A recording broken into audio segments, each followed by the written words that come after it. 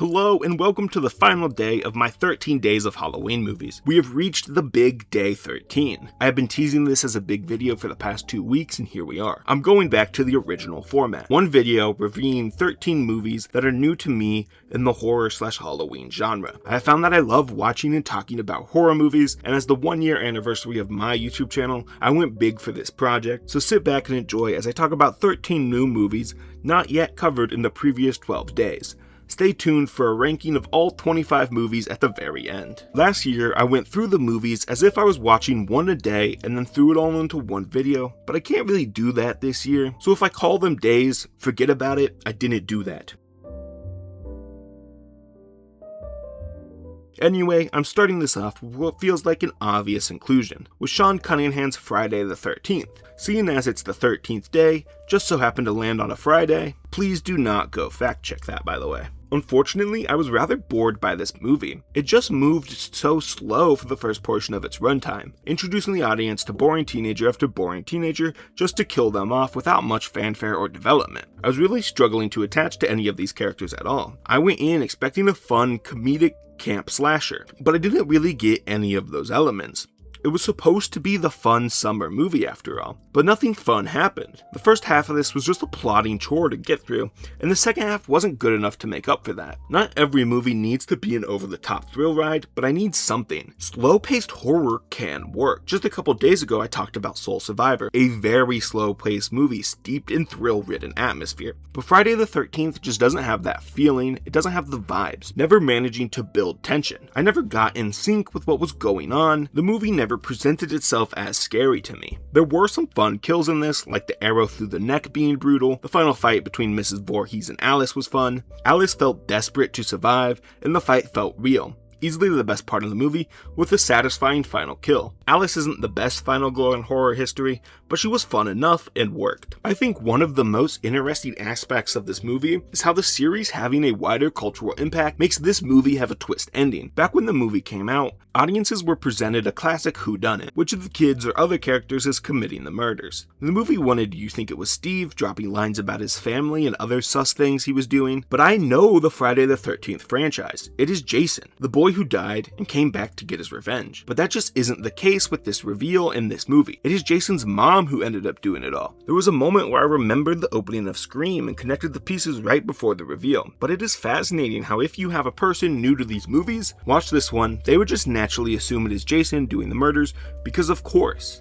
How could it be literally anyone else? It not being Jason would be like if Michael Myers wasn't the villain of the original Halloween. I wish I could look at this and decide if the whodunit was effective, like I did with the original Scream last year, but I'm just not able to. Nobody will ever be able to watch this and not bring in their personal expectations. I will say, Steve felt like the most obvious red herring in any movie ever. There was hint after hint that it was Steve, so I was able to sniff out the bait and not fall for it. Unfortunately, the movie is just always going to be disappointed slightly when the reveal was Jason's mom. Having seen Scream and knowing the cultural impact that this movie has, kinda just pulled the air out of it when it wasn't that reveal and it wasn't what I was looking for. I'm surprised at just how indifferent I am about this movie for how iconic it is in the genre. If you ask people to name you a slasher, Friday the 13th is one of the ones that would be said first. It just failed to make me care in the slightest though, nor was it super engaging through the first 2/3, leaving a disappointing start to the video.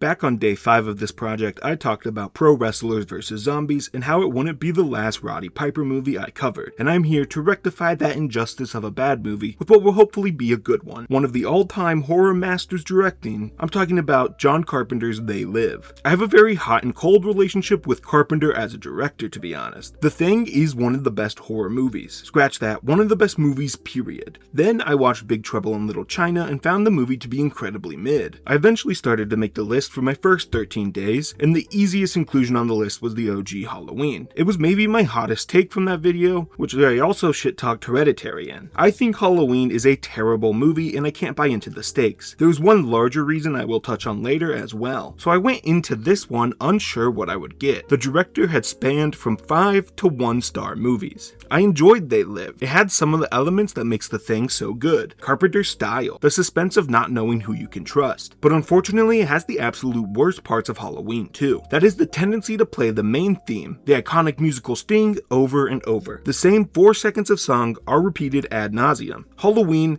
was actually headache inducing, but They Live has this blues, cool bass line there, but I don't care how cool it sounds. You have to be able to write more music for your movie than this singular bar. It annoys the shit out of me. It's repetitive for no reason. Carpenter is lucky he didn't manage to ruin this movie like Halloween. This isn't great, but it's one piece of music. While it is annoying, it never manages to reach turn off the movie status. It has been a couple of years since I watched The Thing. Maybe I should give it a rewatch and see if it has some of the same dumbass direction choices and reuse of music. This is one of those movies people reference without even knowing it. Endlessly quoted, "I am here to kick ass and chew bubblegum and I'm all out of gum." I had not realized that this was the origin of that quote. He said it and it made me wonder where the phrase started. Well, it started right here. Then I find out it wasn't even written for him. Piper came up with that on the spot. What a guy. I knew the line was said in this movie, just not where it came from. I was a little shocked it came so soon into the movie though, and generally how fast it gets to John seeing the aliens. In the clips of this movie I've seen, it made the line drop seem like an awesome climax. He starts killing aliens in an awe-inspiring action. But the scene is relatively soon into the movie, and it spends another 45 minutes of quiet, slow tension building before it gets back to killing aliens after this part. I understand it might have just been my expectations coming in, but this was such a letdown and killed any of the momentum the movie had for me. This scene and line deserves a payoff. He came here to kick ass and chew bubblegum, but since he's out of bubblegum, he opts not to kick ass, but instead argue with his friend, join a revolutionary group, and slowly make a plan on how to stop the aliens. I feel lied to. He in fact did not come to kick ass at that moment. Just shift his confrontation with aliens later, and I think he fixes the pacing issues I had with this. They Live is a slower paced movie. Once John finds out, he struggles to get others on board. It purposefully drags its feet, letting you sit in the tension, refusing to move the plot along. Which works. I really like John fighting Frank to get him to believe. Once I settled back into the planning, it was good. I just hated that the scene indicating a gear shift happened so soon just to go back to slowness. Piper is very good in this. He was solid in the Zombies movie, but here he really shows up as a cool, confident, tough guy. His charisma is just so natural. He is used to giving cheesy monologues with his promo ability, so the dorkier aspect is not lost on him. At the same time, he's used to carrying a serious story. If you wanted a promo to carry your story in the late 80s, Piper was your man. A lot of wrestlers can transfer over to acting pretty easily. They spent years practicing in front of a live crowd. Wrestling is just live theater, but Piper feels the most natural out of all of them. He isn't going for star power or playing up a persona like Cena, Rock, or early Batista. He does something different than what he played on wrestling television. I think when looking at the best wrestlers turned actor, you kinda have to have Piper in the top few. I think it's mainly a discussion between him and Big Dave. They Live has a message, and it is the least subtle messaging in any movie ever. The movie is about the economic divide and the complacency of the middle class, willing to let themselves be sold out for the profit of the few, about how those few are eager to sell out and step on others to get rich. I wonder why that feels so politically and socially relevant today. I was a little frustrated with just how obvious the messaging was. As someone who already believes the movie's thesis, I found it rather thin. There wasn't anything there to challenge me. I just got beat over the head with viewpoints I already know. Subtlety and ambiguity can go a long way in making a movie stick in my head. I won't be wondering what this movie was about. It didn't give that room. The aliens are capitalism. It slightly touched on an interesting viewpoint, criticizing the people who are the so-called victims, the people being taken advantage of. I wish it went more into that idea that there are people who could stop this but don't care enough. Criticize the people who are doing nothing just to give that extra layer to things. I always end up tearing apart movies I quite like. Tough Love is my go-to for some reason. I did it with Nope and Now They Live. This movie had potential. I wish I loved it, but it was a solid time. Moving on from some old horror to a director many consider a pillar of modern horror. I've seen both Get Out and Us, so I had to get Nope watched. This is one of the few movies left on the cutting room floor after last year's 13 Days, so I'm excited to get to watch and talk about this one. It's redemption time. Nope is about the Haywards who train horses for movie sets. It depicts a series of odd events that take place on their farm, starting with raining metal that kills their father. They eventually come to the conclusion that it is a UFO after some power outages, later realizing it isn't a UFO, but instead a living, breathing creature. It attacks anything that makes direct eye contact with it, and the siblings try to document the creature for money and fame. Nope is unique in the horror world even compared to Peele's other works. It doesn't use shock horror, it doesn't show you something scary, instead it utilizes solid-paced bubbling tension, using the camera to leave the audience in suspense, and the score does the exact same thing. And doing it at this scale is kinda crazy. This movie treats Jean Jacket as a reality-altering presence. It doesn't just affect the people on the farms, or people trying to exploit it for money. It is a wild animal that people have no real control over, and it will change the entire existence of the world. I was initially confused about why the monkey story took up so much time. Why do I need to care about Jupe and Gordy? But with reflection, I came to the conclusion that it does track back to Jean Jacket. Jupe felt like he was able to use and control Jean Jacket without danger because Gordy spared him. While on the other hand, OJ grew up with wild animals, training them. He knows you have to play by its rules, you aren't ever going to be the chosen one. Studying the creature and training it are paramount. Jupe and OJ's life philosophies are in direct competition with each other, and that's why OJ succeeds where Jupe fails. Nope is about people's fascination with documenting everything and exploiting art for wealth. They want to capture the perfect shot of Jean Jacket. So even OJ, who seems to be on the level of the alien, understands in a way nobody else does, is looking for the money it can bring. The creature clearly wants to stay hidden, and for good reason. If found by the government, they would shoot the sucker down and experiment on it all day. But OJ ends up killing the creature and using it for his benefit. The entertainment industry does the exact same thing, seeing something tragic and tries to capitalize on it. Takes in people in rough mental states and pushes out the tabloids to gain clicks. So much of art is dwelling in people's misfortune.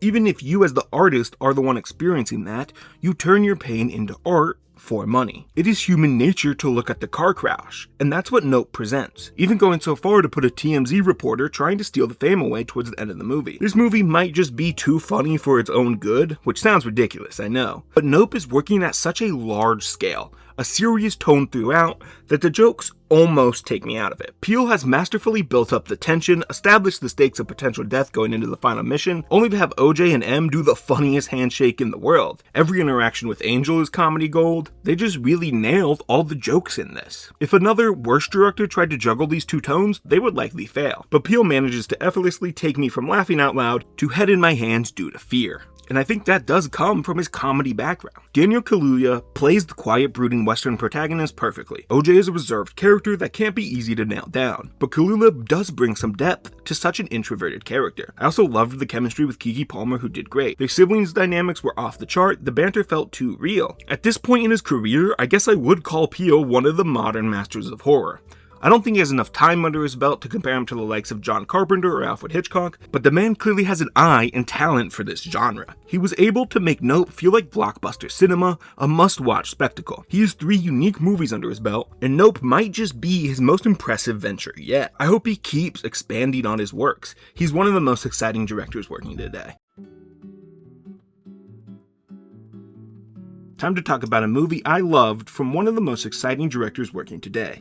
Alice McKay's Satranic Panic. A trans man, Max, was murdered by a magical cult. His best friend Arya and boyfriend Jay go on a road trip to destroy the cult and have a fight with demons. Hijinks ensue for sure.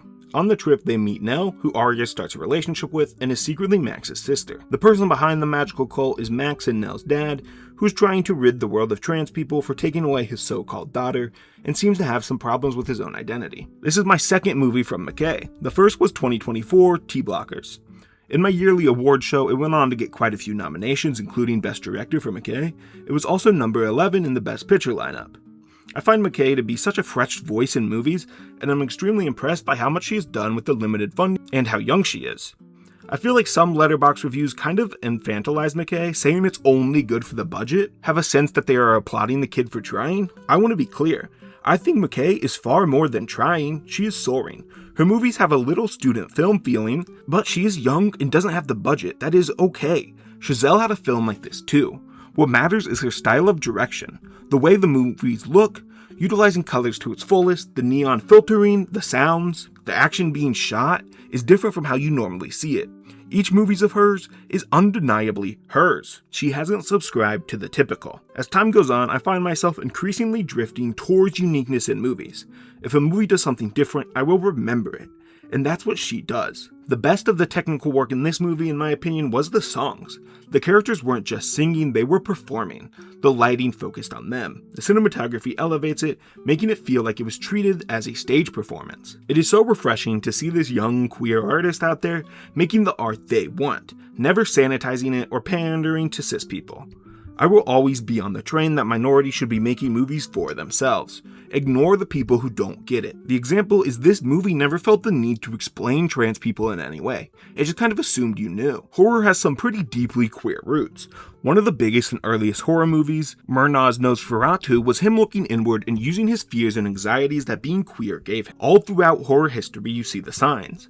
Allusions to queer subtext that were bound to burst. From the 40s for the 60s, they were everywhere. After that, it opened up more with Rocky Horror Picture Show, for example. But it wasn't perfect. Trans people continuing to be misrepresented and villainized. So it makes it exciting to have people take the reins and right the wrongs for the last century.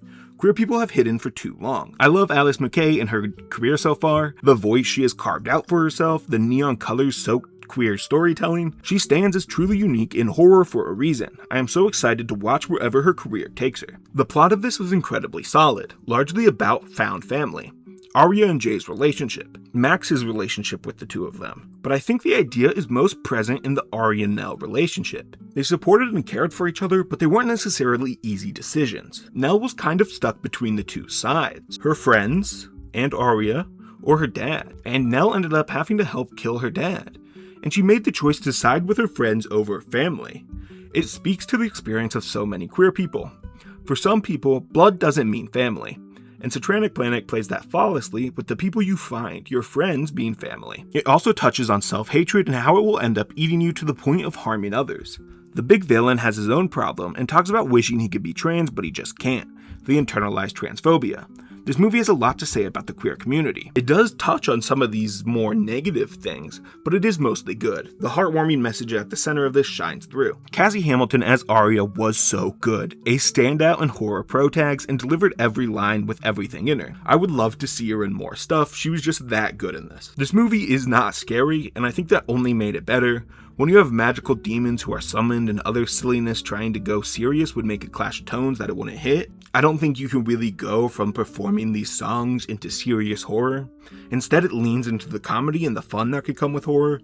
The movie is funny, like consistently make me laugh out loud through its runtime funny. The one negative I could throw at this movie was its general awkwardness. Some of the specific lines were a little cringy and it did feel a low budget, but I simply don't care. This movie was so much fun and had enough good in it for me to look past that. It is such a good movie and super underseen. You should go watch it. I don't even know why I decided to watch this one, because I didn't want to, for two diametrically opposing reasons. First off, just how scary people say this movie is. In my heart, I am still a little baby who doesn't want to watch movies that are too scary. On the other hand, I hate movies that use magical horror seriously. I was worried this would be a painful watch because all the so-called scary parts would just be the magical bollocks. So I was hesitant to watch this because I thought it might be too scary or not scary enough. The Blair Witch Project is considered by a lot of people to be the start of found footage horror. It is not entirely true. There were some before this, but this is the one that popularized the genre. It was also my first one. The setup is that three film students are trying to make a documentary about a local legend in Maryland, a witch that kills people. The three go into the woods she is rumored to live in. They end up dying, but the footage is found later and presumably edited together by a third party who released it. They're really committed to the bit, trying to get the audience to believe it was real, crediting the actors as missing, having used no names. They made up false police reports and pushed them out online to fool people. It is super interesting looking back at this marketing. We are so used to viral marketing tactics from every company out there. Today, this would never be believed and would just be thrown into a pile of other movie marketing campaigns that tried too hard. But with the newness of the internet, nothing like this had been seen before. The actual part has far less spooky stuff than I thought it would. I assumed the movie would be the witch chasing the kids around the woods for an hour and a half, but no. It is a lot of building, and you only see the witch in the final few minutes. The rest of the movie is them walking through the woods, slowly losing their minds with scary stuff ramping up. First, it's just a sound off in the distance. Then they get lost. Something shakes their tent. All stuff that has a reasonable explanation for it, but the paranoia is still present. It starts to get unexplainable as more happens. They're walking in circles somehow, goo on their stuff, and one of them goes missing. I have talked about the steady building of tension and fear in this series, but this takes the cake. The climax they're building to is in that final few minutes. It takes the entire runtime. All the time it needs to build. During the interview part at the beginning, I was thinking it would be a little silly, but there were hints of eeriness. The baby crying set off my alarm bells, but then we just went back to technical filmmaking talk and hiking. The piece of the puzzle that made this work was just how long this movie waited to confirm there was a witch. Even Josh's disappearance could be him getting fed up and just leaving. If they tipped their hand too soon and revealed the witch sooner, I think it would have lost the investment. Instead, I was allowed to fester in the uncomfortable feeling of unknowing. Nothing is scarier than the unknown. Being unsure if you are making everything up. You need to calm down, or if the red flags are real and you need to freak the fuck out. I really resonated with the festering of fear. It made this very real physical threat, the witch, a psychological fear. A common criticism of this is that it is boring, and I couldn't disagree more. It was so engaging, making me feel in the character's spot and think for myself. I also love movies where people spend the whole time arguing, and the miserable sacks of shit in this movie never stop. Back and forth, people yelling at each other, trying to get their point across to another boneheaded person. I thrive in the chaos and love seeing friendships be torn apart on screen. I should probably examine why this particular type of movie appeals to me as much as it does, but I don't want to. I just find the constant tension and conflict, the push and pull, to be entertaining. Since this is my first found footage movie, I have some thoughts about the concept and execution of it. I think I liked it. The standout effect of it was that it added to the atmosphere of the movie, helped build to the folklore that people who investigate the witch die. It helps pull you in and adds lore for you to buy into immediately, which is a feeling I like. I think the interviews really set up the idea well, and it makes sense they were recording everything for a doc, but at the same time, it was a little annoying. I felt like they overcommitted to the idea. It's similar to my thoughts on Nickel Boy in the first person point of view in that movie. I admire the commitment and artistry taken to achieve this, but I think the movie would have been better served if they dropped the entire act from time to time. It just got on my nerves. But I will also acknowledge just how jarring it could be if it did drop the found footage for a few scenes. I don't really know if that middle ground works. The scene towards the end where Heather records the apology message, knowing Josh has died, Mike and her are not far behind, is a haunting horror scene and one of my favorites ever. Begging for forgiveness from their curiosity. A brutal, raw display of emotion that warns you what is about to come. The games are over, the witch has won, it is only a matter of time. Across the 25 movies this year, and even the 15 from last year, the Blair Witch Project sits as one of the scariest movies if you let it be. If you come in and buy into this idea that the witch might not be real, but it might be real, that is what is scary.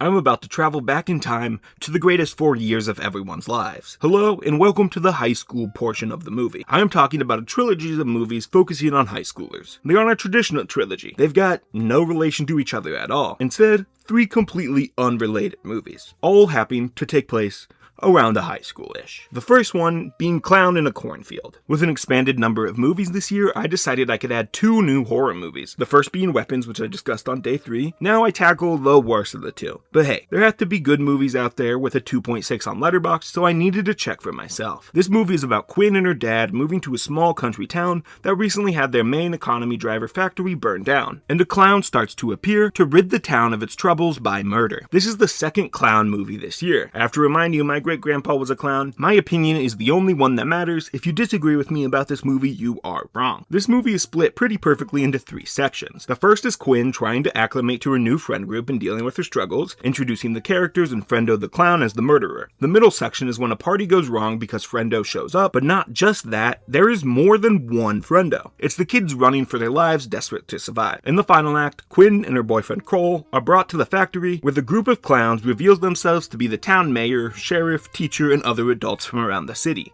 Quinn and Jay battling them around the factory. The first part of this is fine, a little tedious in the clear setup and world building, but excusable. The middle part absolutely rules. It takes the seeds in the first that were planted and ran with them.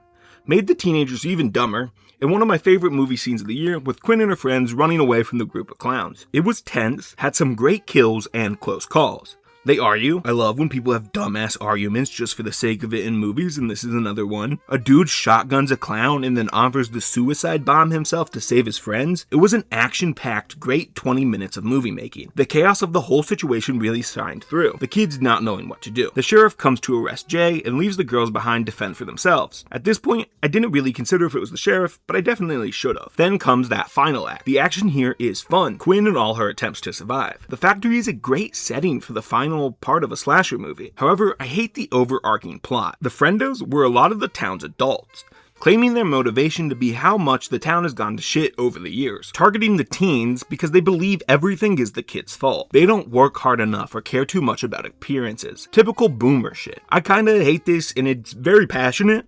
I don't think this needed to be some big reveal of a higher plan like the Scream movies have.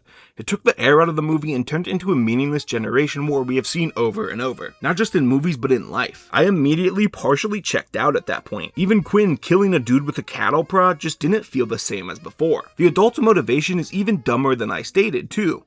The town is not going to shit because of the teenagers, but because their factory burned down. Jobs left the city. The economy and morale is at an all-time low. Killing the teenagers isn't going to do anything to fix that. But the teenagers burned down the factory, right? Nope. The mayor did it for some grand evil scheme.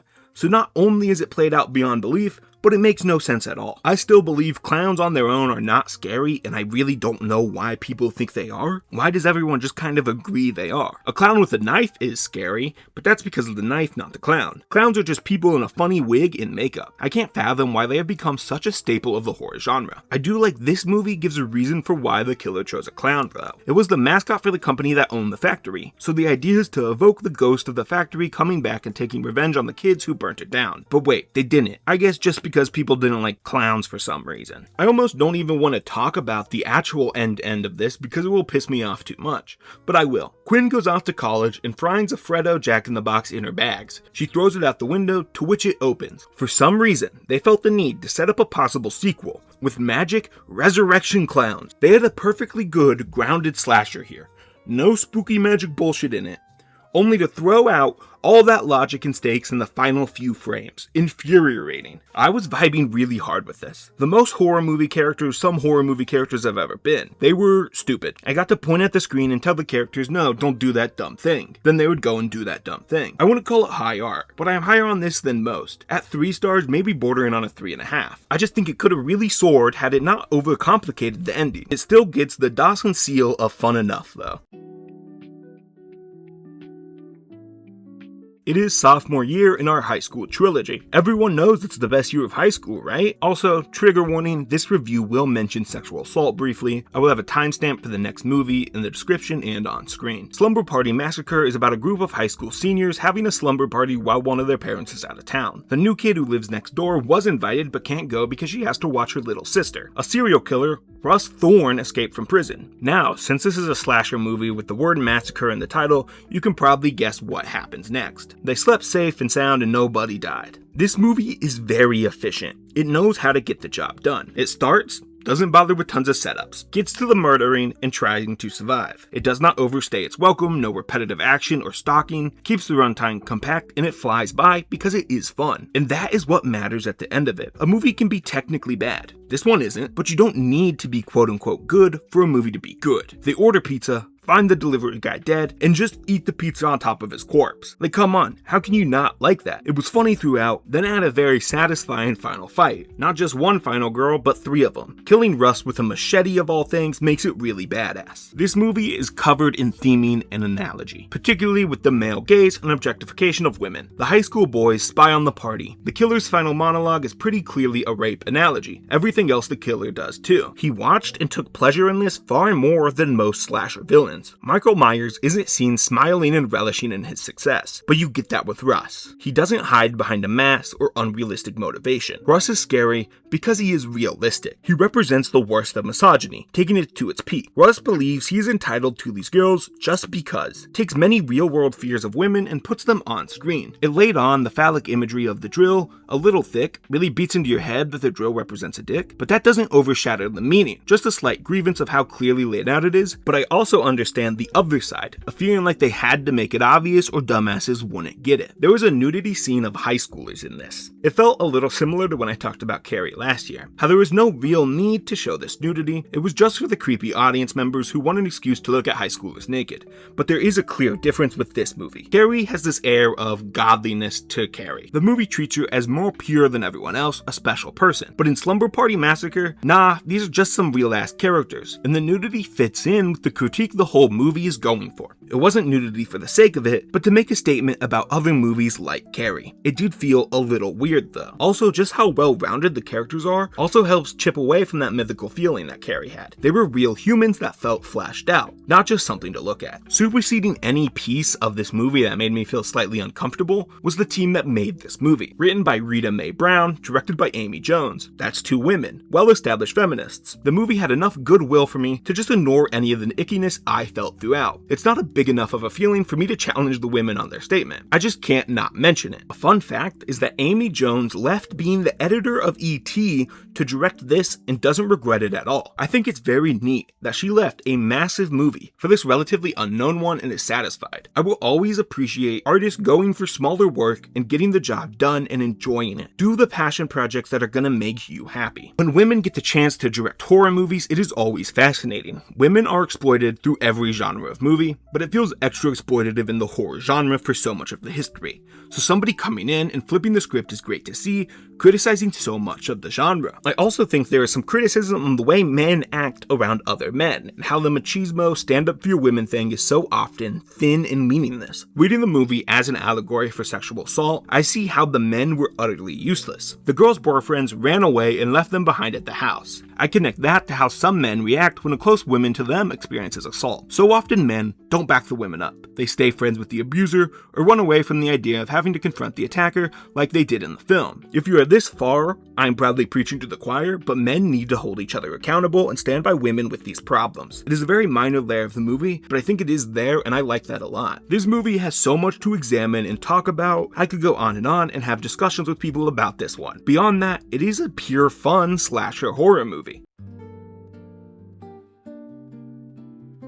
Welcome to senior year of the high school trilogy. There was no junior year. My senior year of high school was 2020 to 2021, so the thing began in my junior year but ate up most of my senior year. That last year of high school was taken over by a plague that kills people, and the school administration were severely under-equipped or just too dumb to deal with. COVID, so I figured it would be a nice stroll down memory lane to talk about Anna and the Apocalypse, which replaced the COVID outbreak with zombies. This movie is about Anna, a senior in high school who wants to travel before going to school to the disappointment of her father. Mom is already very dead. Each of her friends sort of has their own singular problem they deal with. The zombie apocalypse comes with the kids separated from the adults at the school, which is turned into a safe house. The kids fight their way through zombie hordes, while the principal goes on a power trip and kills everyone. Anna, her friend, and a teacher manage to make it out. This movie might sound super serious, a survival thriller about the human corruption when faced with death. Nope, this is the least serious movie ever. And it's a musical on top of that. It is never played up to scare you, but instead as a comedy. The old zombie head in the bowling alley return lane gag is here. They're always dancing around, killing zombies, gleefully singing during what would normally be an intense zombie chase scene. This movie just couldn't stay serious for most of its runtime, and I loved it for that. It took the silliness that normally comes with musicals and turned it up another notch, seeming to acknowledge the fact that this was all fun. I had a smile on my face for so much of this, and wasn't bothered by the musical numbers even if they made the plot come to a screeching halt. None of that matters because the movie is simply charming. I like the small Scottish town, these characters, and get invested in their problems. It was a lighthearted fun time that flew by. If you go in looking to have a music-filled ride with some sentimental storytelling, you will probably enjoy this. All the songs manage to be their own thing and fun, Soldier at War being so funny. The boys very much doing the high school boy thing, thinking they were so cool. Hollywood ending foreshadowing pretty much the entire movie and never feeling too obvious about it either. It has the musical flaws flaws of just singing the plot to you at times, but hey, I'm kinda chill with that here. My least favorite plotline was that Anna's best friend had this crush on her the entire time. It felt awkward whenever it came up. They worked so well as a pair of friends, it felt a little forced to add these romantic feelings. I was glad they never had Anna reciprocate them though. I hate when movies feel the need to force romantic feelings in what should otherwise be a fully platonic friendship just because one is a girl and one is a boy. This one half did it. Half is bad, but the other half is good. Ella Hunt was so charming as the lead in this. I hope she keeps having roles. She was great in this. I loved her in Saturday Night as well. She just has an innate ability to connect with me as an audience member. At this point, I'm just waiting for the right project to come along that can catapult her into that next tier of actress. One that lets her show off all of her talents. Her filmography isn't that deep, but she stands out in everything she has been given. The whole cast was good and the production of this stood out. It was a little indie project, but it was that little project that could. A movie that managed to be great despite its limitations. Now, after reviewing the movie, I have to ask, does this qualify as a Halloween movie at all? It has a zombie apocalypse and a couple jump scares, some light gore. Of course, it is a Halloween movie, but it takes place around Christmas. The entire city is snowy and decorated for Christmas, not Halloween. Is it cheating to put this in the video? To answer that question, I need to ask if Christmas is central to the plot. There are movies that take place at Christmas and are in no way Christmas movies. Shane Black movies come to mind right off the bat. The idea in favor of Christmas being central is that the big show everyone is going to attend is the Christmas concert. Family is a core theme, wishing and dreaming as well, which are all themes present in a lot of Christmas movies. It has a clear overarching feeling of Christmas, but let's get into the details. Zombies are for Halloween. This movie was a little gorier than I expected. I thought it would be a light musical and would stray away from guts and bloods, but it does lean into that from time to time. This could take place another time of the year, hypothetically. You could just change the Christmas show to a regular talent show. I would even argue it might be a little more effective if it was set in the spring, right before graduation and finals week. The smoking gun is the kill count of this movie though. It gets pretty sad towards the end. Friends die, her dad dies, random people die. Are there any deaths in most of the classic Christmas movies?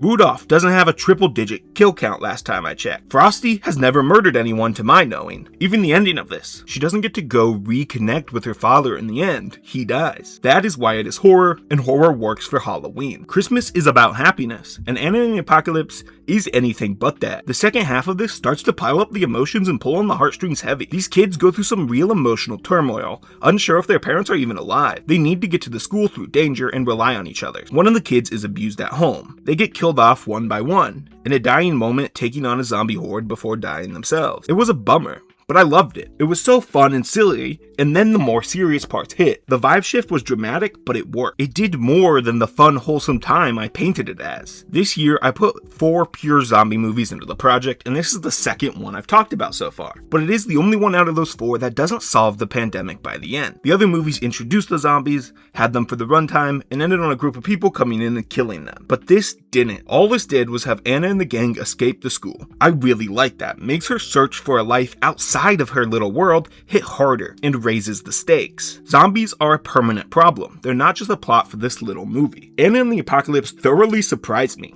I didn't expect to come out of this project with a musical horror comedy as one of my favorites, but I had such a good time with this. It's such an infectious movie.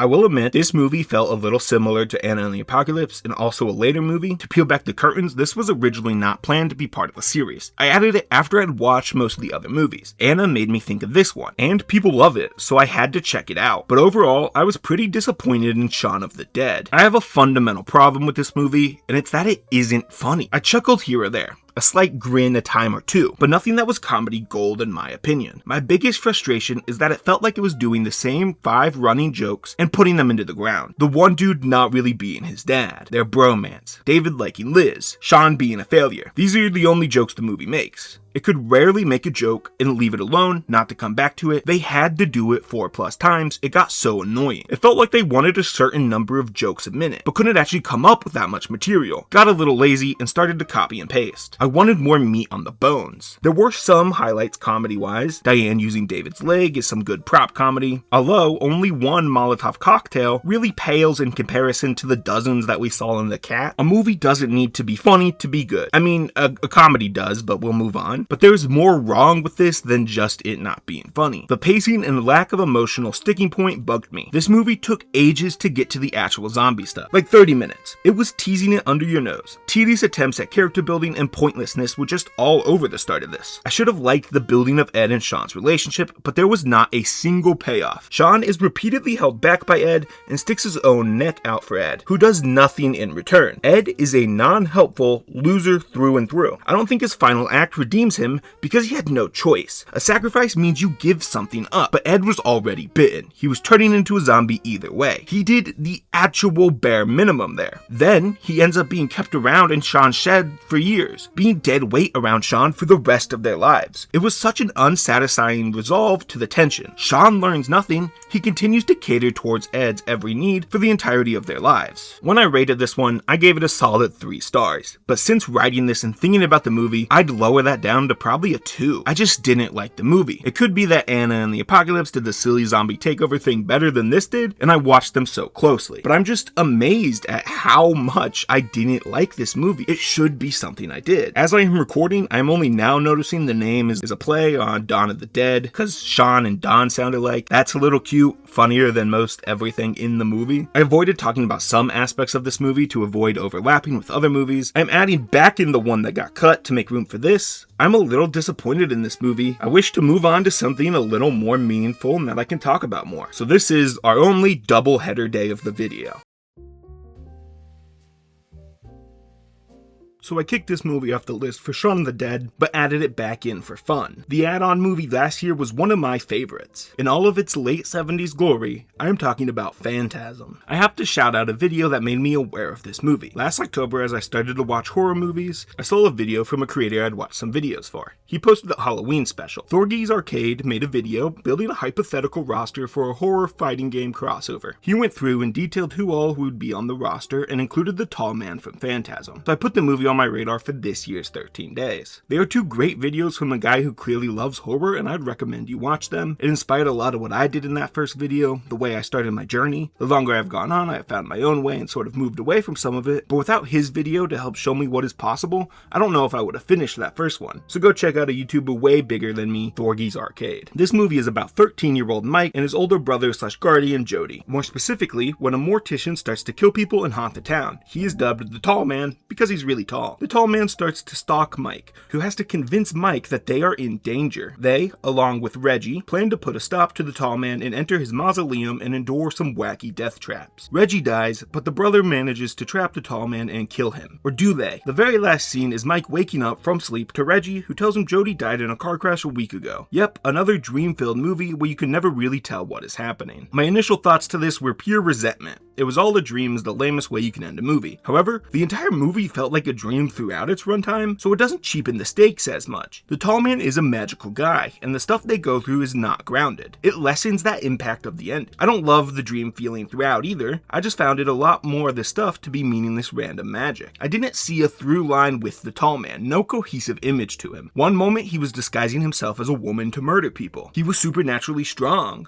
ruled over these hooded dwarves, has mind control and telekinesis. He just has so many tricks in his arsenal. His undefined powers made him feel less scary to me. He seemed like a god who had no limits. The movie seemed to just be jumping from set piece to set piece, focusing on moments rather than making the ideas fit together. The pieces are all good horror moments on their own. A portal to hell is sick, a death maze is cool, possession is cool, but all of them together makes it feel a little underbaked. There isn't enough focus put on any one individual part of it. The part that really worked for me was the House of the Tall Man. It's a gothic, otherworldly feeling. It looked like a labyrinth where you had to try to escape while being chased. Out of everything Mike went through, the ending chase felt the most palpable and had the most thought put into it. Still a wacky, dreaming setting that was scary this time. This part was also inspired by a real nightmare of director Don Kotsakari. When Don was a kid, he had pretty much this exact dream that Mike did, down to being chased by flying metal balls, reinforcing my theory that kids come up with the most creative horror elements. These flying metal balls with Wolverine claws are so unique. Such a simple, perfect design. It has the pointy parts to stab you, but the ball part gives it a visual flair and weight. They are such a cool weapon. This wasn't something an adult came up with. It was a real childhood fear brought to the screen. Adults do not know what is scary. They have the imagination run out. We need to get kids to tell people their fears and make movies based off that. They just have such a different mind that leads to fascinating concepts. I do find it funny Don locked himself in a cabin to write this, to come up with a bunch of scary stuff, and couldn't match his childhood brain while it was asleep. The movie was clearly trying to be about grief, death, and mourning. Mike having lost his parents and later Jody. How grief can warp the mind and make it fantasize.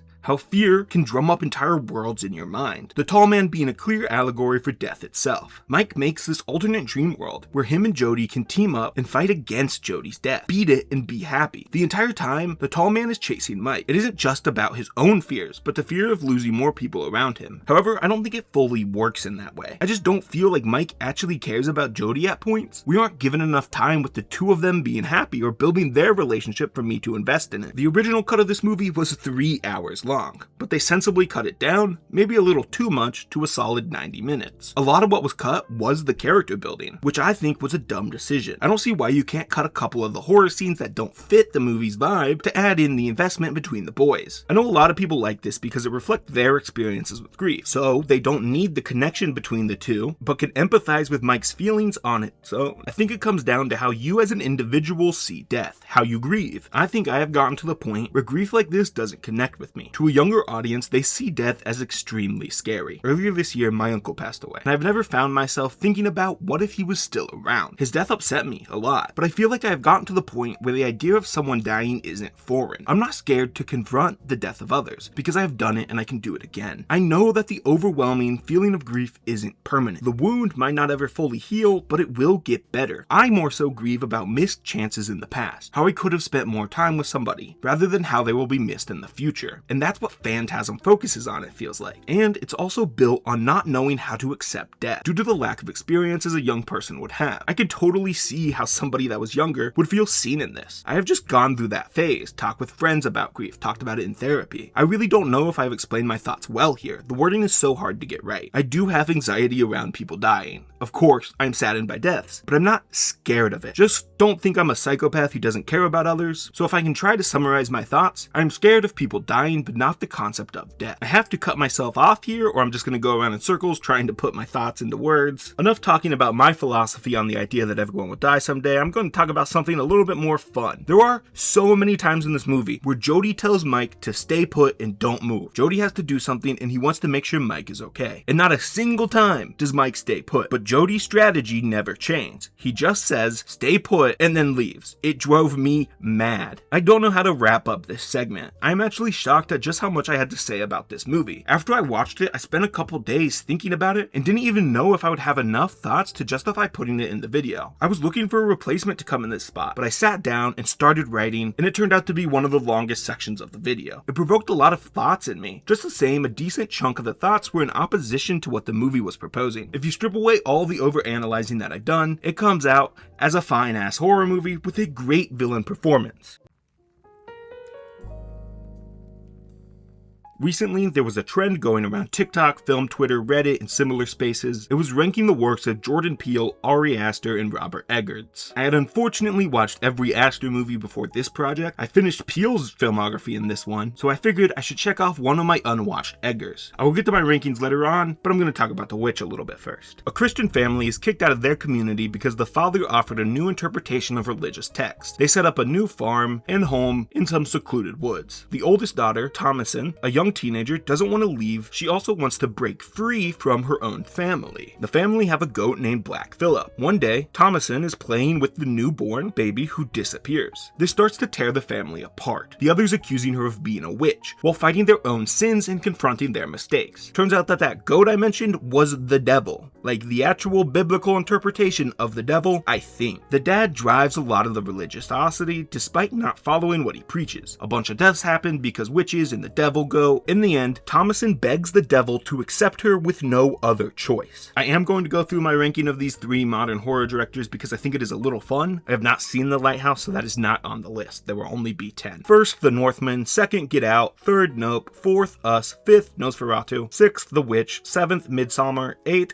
Eddington, 9th, Hereditary, 10th, Beau is Afraid. I had high hopes for The Witch. Edgar made The Northman, which is a movie I adore. It had such an epic feeling to it, and Nosferatu, which I thought did its job pretty well. Based on its placement, we can rip the band-aid off. I just didn't connect with this movie. It's better than anything Astra has put out, but that bar is on the fucking floor. This movie has so much to do with religion and how one experiences it. Knowing the lore and history will probably boost what you can get from this movie, and I know very little about the historical world of religion. I can see the impact, have my opinions on the effect of religion has on the world, but I've never spent an actual extended period of time in churches. I can't relate to or pick up on some of the things, so I might misspeak or say a misconception I have. I will say I am low-key kind of a religion hater. I think it largely teaches complacency and comfort over living a happy life, being used as a tool for so much of its history to breed hatred. So what is this movie's take on religion? It feels like it is saying God is the answer. If they never challenged the Bible or sinned, things would be better. If they never get kicked out of the village, the effects would have never been this drastic. It seems to challenge the fanatic belief in religion, how constantly looking to God will break your family. The movie is critical of the father for believing he is a good Christian despite his hypocrisy in following the Bible. He has been corrupted by the devil in these ways. But then, the liberation that Tomlinson gets is through the devil. I believe that freedom comes when you stop caring about what God thinks. She seeks individuality, to lean into her new freedoms and become a different person. All things that are positive. But turning to the devil to make that happen doesn't seem like a new freedom. She does not reject religion, instead just changing the side she is on. Signing the devil's deal doesn't free her in any way. It is presented that she is though. I just don't understand the two different worlds this presents. That the devil is bad, but that is also the freedom at the end of it. I guess it could be said that she had nowhere else to go. The so-called pure town kicked her out. If she were to return, she would be accused of witchcraft and probably killed. She couldn't survive on her own out there, so she saw a group of women seemingly free and decided to sell her soul for that. I think what this movie is pushing to be scary is the grasp religion has on people in the world, but it was not the belief in God that is scary here. The fucking devil was living in their yard. He was in control the entire time. Maybe I am lacking that personal connection, but I don't see this as going against religious extremism. Now, if there was no devil and the family ate their own, that would criticize religion more. This movie just has two competing philosophies that I cannot parse out and sort through. I'm trying to look at all the pieces and find a cohesive message, and I'm just not able to. I might be missing something. Let me know if I am. On top of having messy messaging, this movie is just boring as all get out. Edgar made The Northman, one of the coolest, most engaging cinematic experiences I have ever had, and he is also behind this nothing burger of a movie where I had to fight to keep myself interested. The movie does not offer enough throughout to keep you engaged, which, if a movie is trying to challenge you mentally as much as this one is, it kinda needed to keep you engaged. When trying to play with these large ideas, go thematically big and dense, you can't have the viewer check out for even 30 seconds. I found myself rewinding this a few times because I zoned out. That makes your movie worse in my mind, 100%. The craft on display is undeniable. Edgar commits to world building, authentically representing the time period of his movies. I admire it. Taking years to research 17th century living is cool. It doesn't make your movie any better though. Commitment to time period accuracy cannot make up for your boring mess of a script, but I do enjoy seeing it. This was Anya Taylor-Joy's film debut.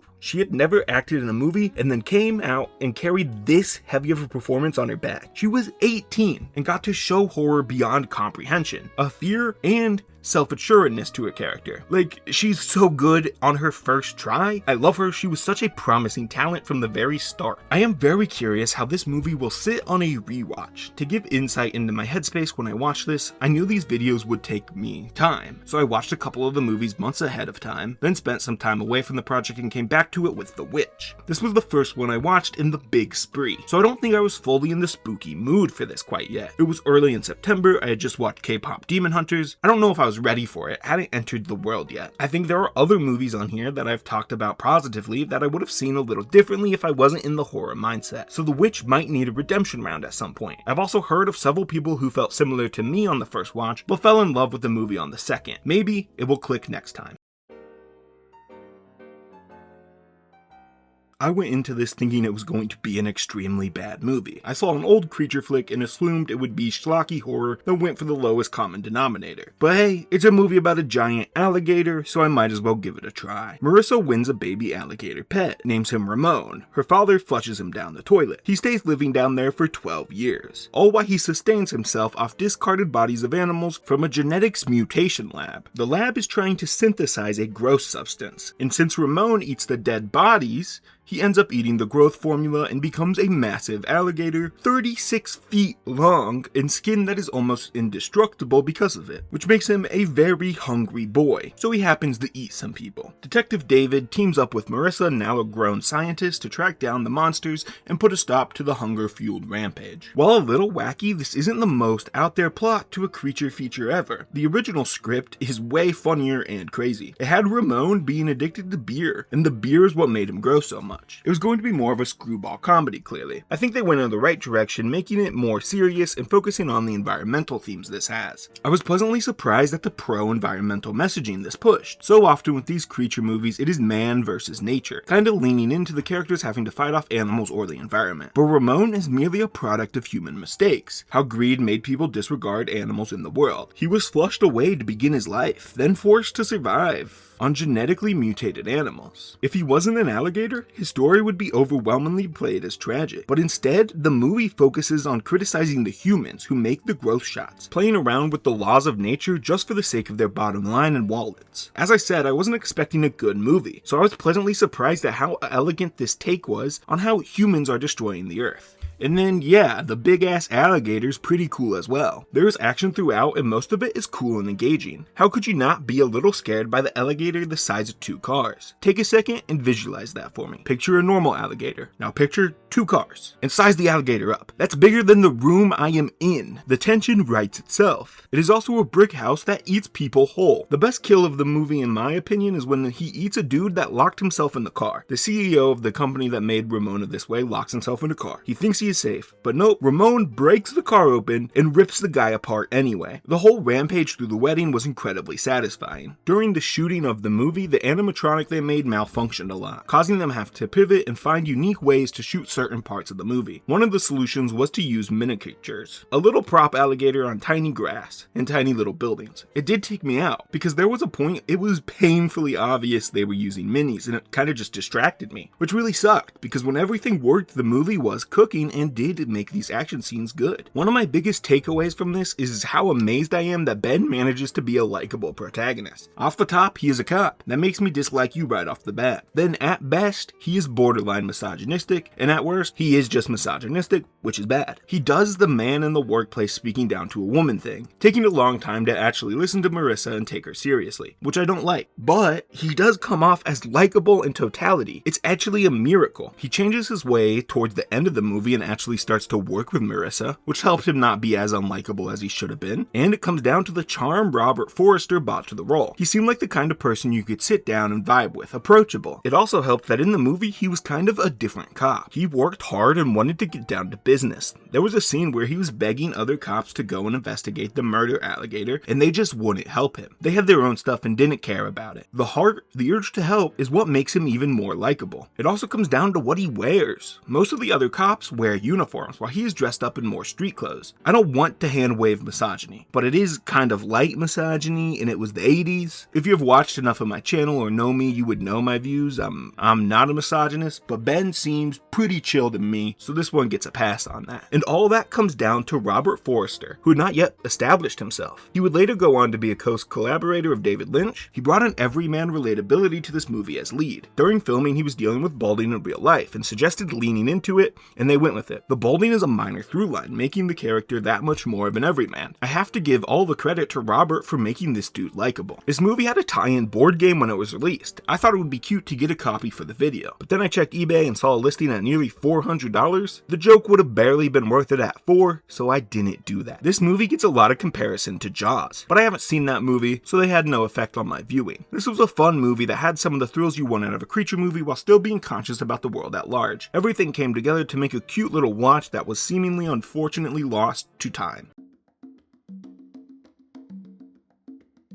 This movie was on the list last year. I thought it was an Australian movie. When I went to watch it, I realized it was Austrian and binned the whole thing because I wasn't in the mood to watch a foreign movie. However, I can now sensibly reflect on my past actions and go into this movie with the right state of mind, excited for funny games. This is my first full movie from Austria, something I'm a little shocked by. When you think of European horror, the first place your mind goes is to Germany. Nosferatu, for example, came from Germany. But at the same time that German horror expression came around, Austria was right there with them. Most of these movies just haven't stuck around in the film spheres as much. I remember in my global cinema class from college, the professor showed us clips, one of which was from The Hands of Orlok, talking about how this film wave is not just in Germany, even if that is what most people naturally think about. So this is a country that has deep roots in horror and helped build the genre. I think it is neat to look at a more modern film from there too, and I like watching movies from different countries. Someday I would like to have watched a movie from every country on earth, so this puts me one step closer to that. Funny Games opens with a family, Mom Anna, Dad George, and son Georgie traveling to their holiday home. They see their neighbors with two strange young men but think nothing of it. Later, one of the young boys comes to the house and asks to borrow some eggs, drops them on the way out, and demands more. He starts getting more and more aggressive. After dropping the second set of eggs, the boys get aggressive and George comes trying to kick him out, but they break his leg and take the family hostage. They start to play games with the family, torturing them physically and psychologically. Let's just say these games were in fact not funny. The boys force the family to make a bet. Paul and Peter say none of the family will live past 9 a.m. the next morning, and realizing they have no other choice, the family accepts. Long story short, they did not survive until 9 a.m. the next morning. That is the first layer to the movie. But there is another entire part I haven't mentioned. Paul, the leader of the two boys and the talker, breaks the fourth wall throughout, starting with a wink, ramping up to him looking into the camera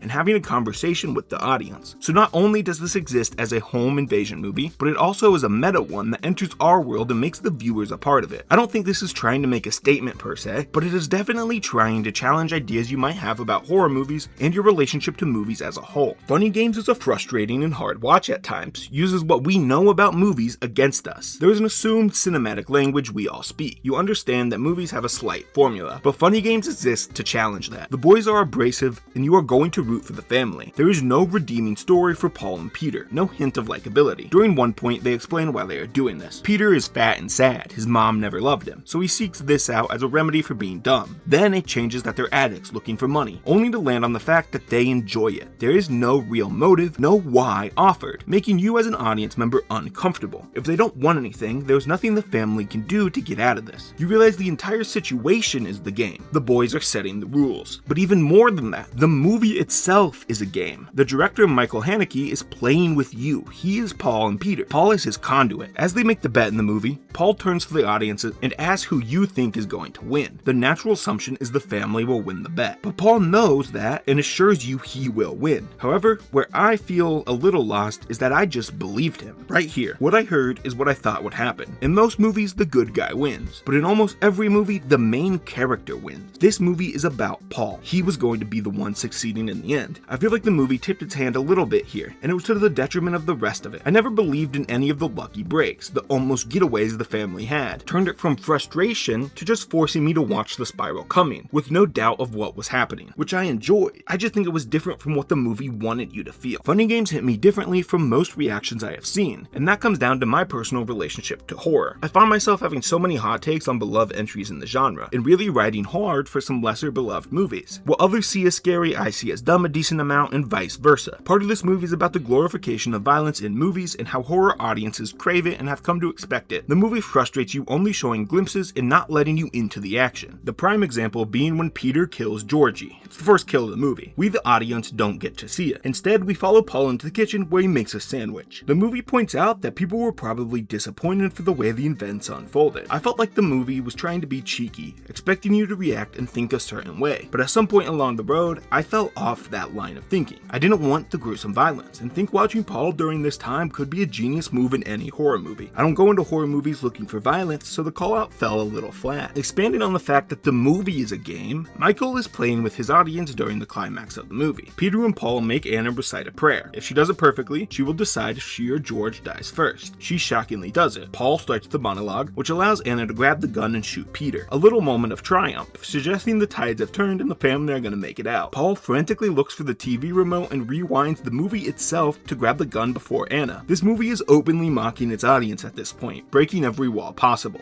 It wants you to look at the meta context. You got invested, but that doesn't matter. The movie's going to do what it wants and make the bad guys win. There was an English remake of this a couple years later, also directed by Michael Haneke. He did a shot-for-shot remake pretty much, making you watch the movie that challenges your beliefs and own movie-watching habits all over again. I bet there were people who still thought the family would win in the remake, but nope, you get the same thing over again, and he just kind of played with you a second time. The actual crazy part of this is the poster. It is of a kid kid with a pillow wrapped around his head? That's insane, right? For the movie to be allowed to have their poster being a kid getting his head bagged, there was one final chance for hope in the movie. The boys take Anna out on the boat, and she finds a knife that was used earlier in the film. I didn't expect this to lead anywhere by this point. Paul then takes the knife out of her hand and laughs at the people who did get fooled by it for one final dig at their audience. At the very end, the boys pull up to another house, walk inside, and ask to borrow some eggs. This is a movie I respect the hell out of. It has such a strong sense of identity, being its own thing unlike other horror. A fascinating call out that tries to examine people's obsession with certain movie tropes. Well crafted and paced, it just never hit that next level to be considered an all-time classic and resonate with me specifically.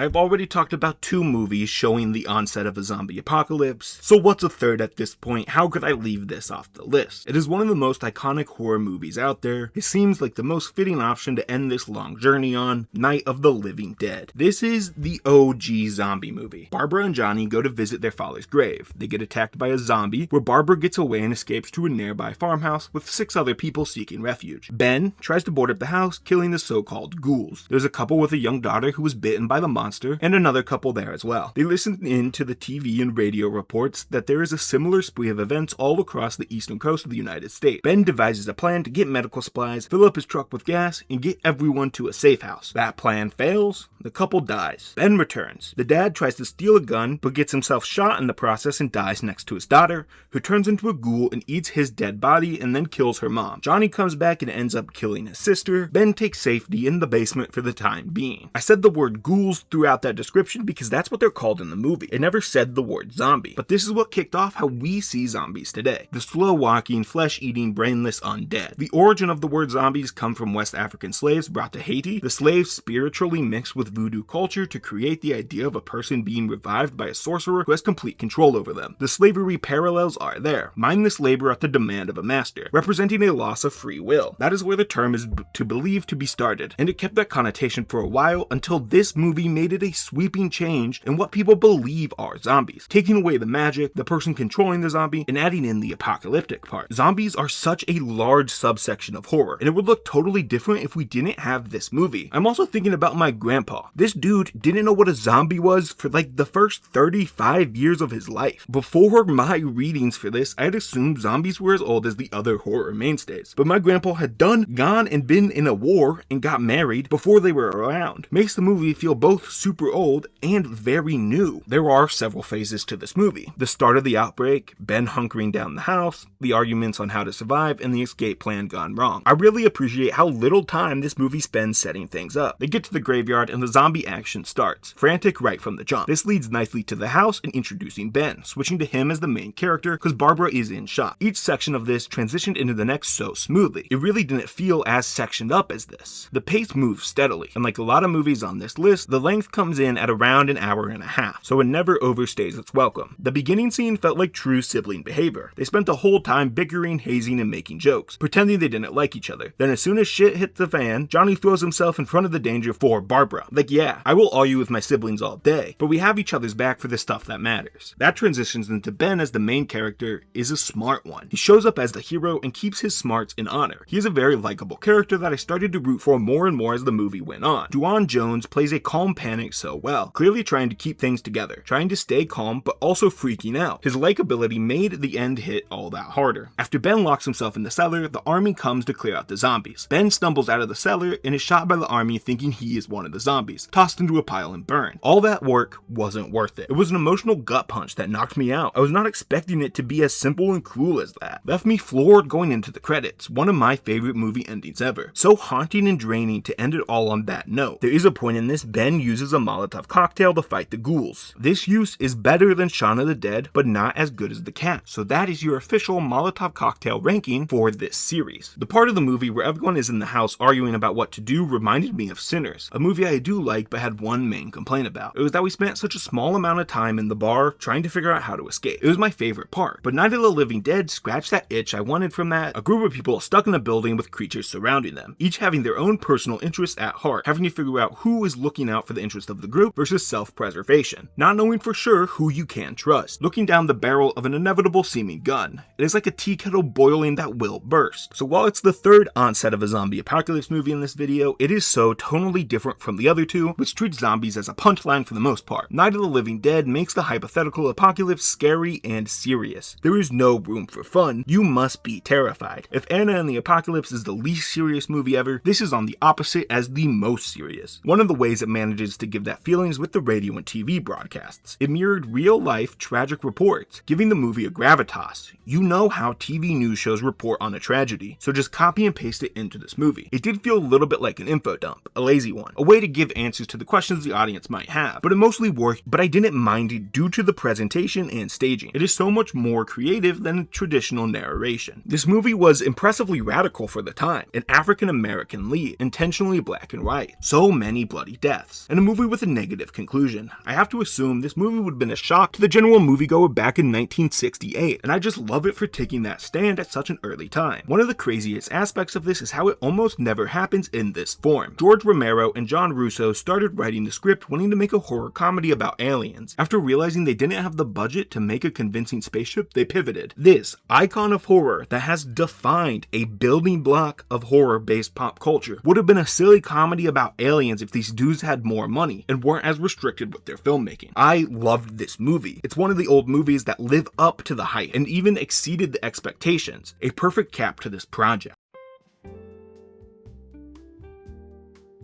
Whoa, that was a lot of work. I find horror to be such a fascinating genre to talk about. Its whole goal is to elicit high emotion, which makes it interesting to discuss. I can throw myself into these movies for a while and always enjoy talking about them. What are some of your favorite horrors I should put in next year's list? I will be ending off this 13 days with a final ranking of all 26 movies covered across its time. I will say, comparing this to last year's group, it has lower highs and higher lows. It was more compact. Nothing as bad as Halloween or Hereditary, but nothing as good as House, Scream, or The Wailing. Here is the ranking for this year's 13 Days of Halloween. 26th, Pro Wrestlers vs. Zombies. 25th, Friday the 13th. 24th, The Witch. 23rd, Shaun of the Dead. 22, Halloween Town. 21, They Live. 20, Phantasm. 19, Alien. 18, It. 17, Nightmare on Elm Street. 16, Clown in a Cornfield. 15, Alligator. 14, Slumber Party Massacre. 13, Funny Games. 12, Dave Made a Maze. 11, Nope. 10, The Rocker Horry Picture Show. 9, Soul Survivor. 8, Weapons. 7, Anna and the Apocalypse. 6, Satranic Panic. 5, Night of the Living Dead. 4, Dark Angel The Descent. 3, The Blair Witch Project. 2, The Descent. Number 1, The Cat. I am really proud of this project. If you have been here from the beginning or just watched this video, thank you either way. If this is your first one, there are 12 days worth of singular movie reviews on the channel. It would be so helpful if you could subscribe, like, and comment. I love doing this series so much. Thanks for watching, hope you enjoyed it. Don't let the spookies get to you.